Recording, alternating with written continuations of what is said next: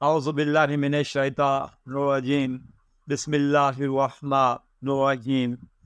میرے پیارے بھائیو ہم وطنوں، مسلمان بھائیوں، میں کچھ آج اپنا مختصر سے بیان میں حاجی علم دین شہید کے بارے میں کچھ بتانا چاہتا ہوں کہ حاجی علم دین شہید کا نام تاریخ میں بہت نمایاں ہے، اور آپ نے جو قربانی دی ہے، آپ نے جو کارنامہ سر انجام دیا ہے، وہ سب لائق تسلیم ہے، کیونکہ مسلمان کبھی اپنے نبی صلی اللہ علیہ وسلم کی یہ توہین برداشت نہیں کر سکتا۔ کیوں راج پال رائے نے یہ حضور پاک صلی اللہ علیہ وسلم کی شان اقدس میں ایک نازیبا ایک رسالہ لکھا جس کا عنوان تھا رنگیلا رسول، نعوذ باللہ۔ اس میں امہات المومنین پر بھی بہت حرزہ سرائی کی، اور جس کے بارے میں وہ توہین رسالت کا مرتکب ٹھہرا۔ اس پر ایک دو شخص مسلمانوں نے پہلے بھی حملے کیے تھے، مگر وہ بعد میں حاجی علم دین شہید کے ہاتھوں وہ مر گیا۔ تو میرے دوستوں بھائیوں، حضرت امام مالک سے ایک بہت بڑے بادشاہ ہارون رشید نے ایک فتوے کے لیے پوچھا، کہ اس نے پوچھا کہ ایک عیسائی نے توہین رسالت کی ہے، حضور پاک صلی اللہ علیہ وسلم کی شان اقدس میں گستاخی کی ہے، تو اس کی سزا کیا ہے؟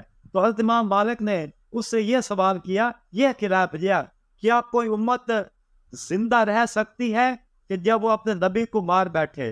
تو دوستوں، اگر زندہ ہے تو ہم اپنے نبی پاک صلی اللہ علیہ وسلم کی وجہ سے زندہ ہیں۔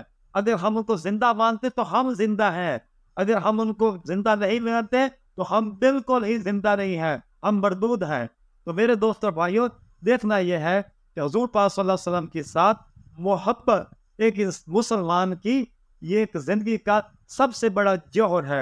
حضور پاک صلی اللہ علیہ وسلم کی محبت جس دل میں بھی ہے، وہ انسان بہت قابل قدر انسان ہے۔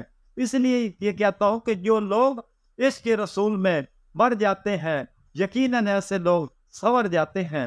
تو میرے دوستوں بھائیوں، حاجی علم دین شہید نے جب حملہ کیا، پھر پکڑے بھی گئے، چاقو بھی برآمد ہوا، سب کچھ ہوا۔ ان کا مقدمہ سیشن کورٹ میں لگا۔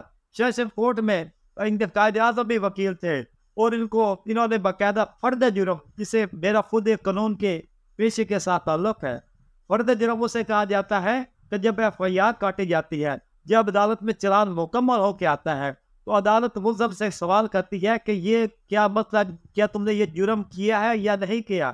تو وہ کہتا نہیں، میں نے نہیں کیا۔ اس سے فرد جرم بھی لگتی ہے۔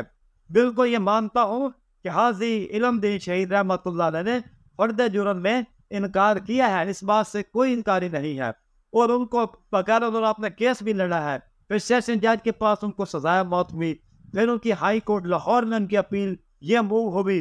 اس وقت ہائی کورٹ کا یہ چیف جسٹس مسٹر شادی لال ایک ہندو تھا، اس کی وجہ سے یہ حاجی علم دین کی اپیل وہ خارج ہوئی۔ اس وقت سپریم کورٹ نہیں ہوتی تھی، اس وقت جو بھی ہائی کورٹ کے خلاف فیصلہ ہوتا تھا، تاج برطانیہ پریوی کونسل برطانیہ میں جاتا تھا۔ تو حاجی علم دین شہید رحمۃ اللہ علیہ کے جو وہاں پر وکیل تھے، وہ قائد اعظم تھے۔ تو یہ سب باتیں میرے دوستوں بھائیوں، ان سب باتوں کا پتہ ہے کہ حاجی علم دین شہید نے یہ فرد جرم میں انکار کیا ہے۔ نہ کرنے والی باتیں، اس بالکل یہ آن ریکارڈ بات ہے، سارا کچھ ہوا ہے، لیکن اس کے باوجود بھی ان کو اللہ رسول پاک صلی اللہ علیہ وسلم نے قبول کر لیا۔ آپ ان کو بہت بڑا اعزاز مل گیا ہے، تو انہوں نے ایک گستاخ رسول کے ساتھ یہ کام کیا ہے۔ ہم مسلمان بھی کریں گے، کیونکہ ہم مسلمان، ہم اپنے نبی پاک صلی اللہ علیہ وسلم سے بہت محبت رکھتے ہیں، ہم کسی اور سے محبت نہیں رکھتے۔ تو اس لیے میرے دوستوں اور بھائیوں، حضور کے ساتھ محبت رکھنا یہ انسان کا بہت بڑا یہ ایک اچھائی ہے، ایک بہت بڑا انسان میں ایک بہت بڑی خوبی ہے۔ وما علینا الا البلاغ۔